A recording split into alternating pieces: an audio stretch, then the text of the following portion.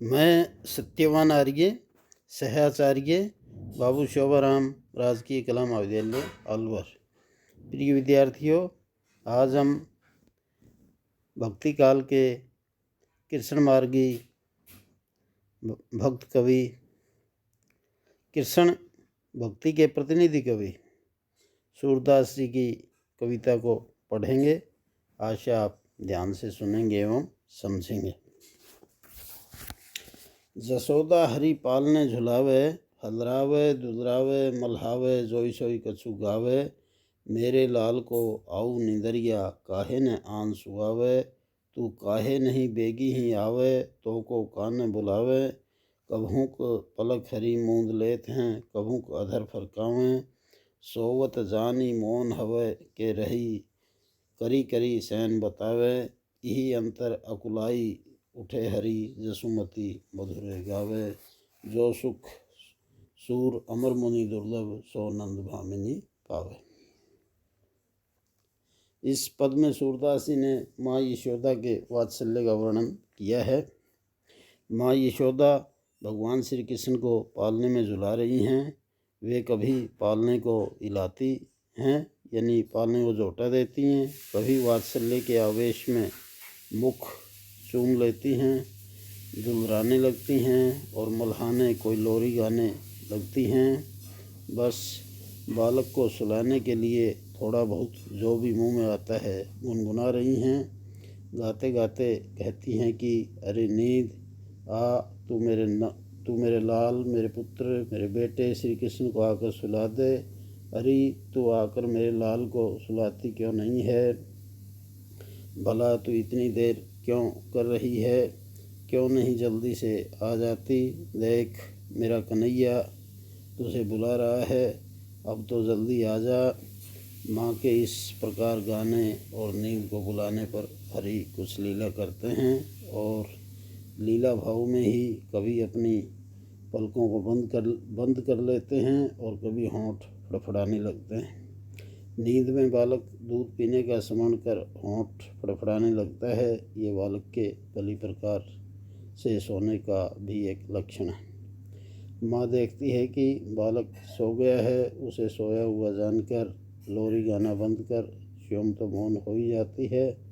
वह दूसरों को भी इशारा कर कर के बताती है कि देखो, शोर न करना, बालक अभी अभी सोया है। तुम्हारे शोर करने से बालक कच्ची नींद में जाग जाएगा। लेकिन अभी माँ औरों को चुप कराने के लिए संकेत कर ही रही थी कि भगवान अकुलाकर जाग उठे। बालक श्री कृष्ण को इस प्रकार जागा हुआ देखकर माँ यशोदा पुनः मधुर मधुर स्वर में लोरी गाने लगती हैं।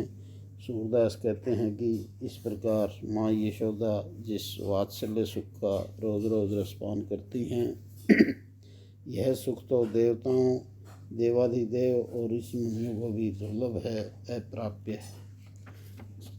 तो विद्यार्थी, इसमें वात्सल्य रस है, बालक कृष्ण की विभिन्न चेष्टाओं का वर्णन है और यशोदा के सुख की दुर्लभता की भी व्यंजना इसमें हुई है। अब अगला पद देखें। जसुमती मन अभिलाष करे, कब मेरो लाल घुटुरूनी रेंगे। कब धरनी पग द्वैक धरे, कब द्वै दांत दूध के देखों। कब तोतरे मुख बचन झरे, कब नंद ही बाबा कही बोले। कब जननी कही मोही ररे, कब मेरो अंसरा गही मोहन। जोई सोई कही मोसों झगरे, कब धों तनक तनक कछु हैं, अपने कसों मुख ही भरे। कब हंसी बात कहेगो मोसो, जा छबी तें दुख दूर हरे। श्याम अकेले आंगन छाड़े, आपू गई कछु काज घरे। यही अंतर अंधवा उठो इक, गरजत गगन सहित गहरे। सूरदास ब्रज लोग सुनत धुनी, जो जह तह सब अति ही डरे। तो विद्यार्थियों, वात्सल्य भाव से भरी हुई माँ यशोदा श्री कृष्ण को देखकर मन ही मन में अनेक अभिलाषाएं, इच्छाएं करने लगती हैं कि कब मेरा लाल, मेरा पुत्र, मेरा प्रिय बेटा घुटनों के बल चलेगा, कब धरती पर डगमगाते हुए एक दो कदम रखेगा। वह शुभ दिन कब आएगा जब मैं अपने लाल के मुख में दूध के 2 दांत देखूंगी। कब उसके मुख से तोतले वचन निकलेंगे। कब नंद जी को बाबा कहकर बोलेगा। कब मुझे माँ कहकर प्रेम पूर्वक झगड़ा करेगा या बाबा बाबा मामा गिरट लगाएगा। कब मेरा आंचल पकड़कर जिस किसी चीज़ के लिए मुझसे झगड़ा करेगा। कब थोड़ा थोड़ा कुछ खाएगा और कब स्वयं अपने हाथों से खाने की वस्तुएं लेकर अपना मुंह भरेगा, यानी स्वयं खाना सीखेगा। कब हंस हंस कर मुझसे बात कहेगा और इस प्रकार कब अपनी वह मधुर छवि या अपने उस अलौकिक सौंदर्य को दिखाएगा जिससे सारे दुख अपने आप दूर हो जाते हैं। मन ही मन इस प्रकार अभिलाषा करती माँ यशोदा श्री कृष्ण को आंगन में अकेला छोड़कर घर के कामकाज के लिए अंदर गई। इसी बीच एक भयंकर अंधड़ उठ खड़ा हुआ। वह भीषण गर्जना करता हुआ सारे आकाश में छा गया। सूरदास जी कहते हैं कि अंधड़ के इस गर्जन तर्जन को देख सुनकर सभी ब्रजवासी बहुत भयभीत हुए और जो जहाँ खड़ा था वहीं खड़ा का खड़ा रह गया। तो विद्यार्थियों, इस पद में यशोदा के ममतापूर्ण हृदय की अभिलाषाओं का चित्रण हुआ है। वात्सल्य रस है एवं भावी आपत्ति की सूचना से भयानक रस का भी आभास होता है। अगला पद देखें। शोभित कर नवनीत लिए कुटुरुनी चलत रेणु तन मंडित मुख दधि लेप किए। चारु कपोल लोल लोचन गोरोचन तिलक दिए। लट लटकनी मनुमत मधुपगन मादक मधुहि पिए। कठुला कंठ वज्र केहरी नख राजत रुचि हिये। धन्य सूर एको पल ही यही सुक्का सत्कल्प जिये। कठिन शब्दों के अर्थ सुन लें। नवनीत मक्खन कर हाथ, कुटुरुनी घुटनों के बल, रेणु धूल, मंडित युक्त सजा हुआ, दधि दही, चारु सुंदर, लोचन नेत्र, गोरोचन गोबर, मधुपगन भ्रमर समूह, कठुला ताबीज, वज्र मणि, केहरी नख शेर का नाखून, रुचिर सुंदर, ये हृदय का क्या सत शत।